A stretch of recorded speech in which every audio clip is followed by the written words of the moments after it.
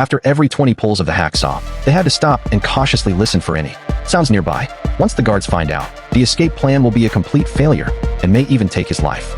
But this fence is made of metal. A moment simply cannot saw open. He and his companion can only continue to alternate back and forth work.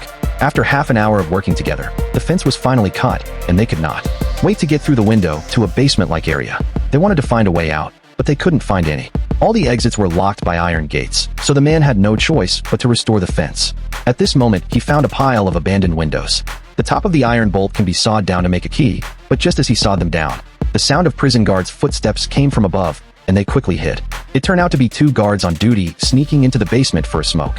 However, they would never have guessed that the 2 inmates would be able to maneuver their way around the corner. But before they could catch their breath, the guards came back. But they didn't find anything. When the guards left, they didn't dare delay a moment. Jack took out his saw and continued his work, and after half an hour of concentrated cutting, the bolt was finally cut. He bent it, then walked straight to the door, and skillfully inserted it into the lock. With a click, the lock surprisingly opened with ease.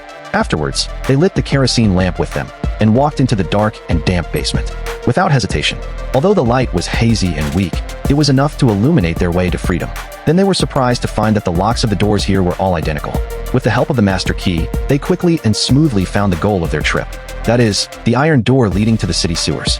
However, they never expected that this iron door was equipped with a spring lock, and the master key in their hands instantly became a useless thing.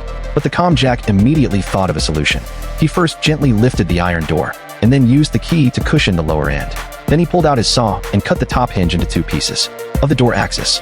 He repeated the same method to cut the bottom hinge as well. Afterward, he removed the key and pulled out the broken nails inside. Just like that, the man easily took down the iron gate. Seeing that they were only 1 step away from freedom, they didn't hurry to leave.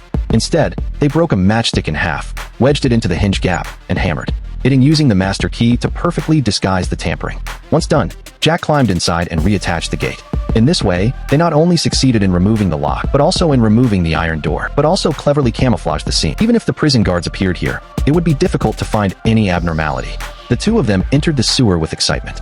But unfortunately, it was sealed by a thick cement. The cement was too solid to break with regular tools, but the cement used on the sidewalls was of poor quality and could be scraped off with a little force.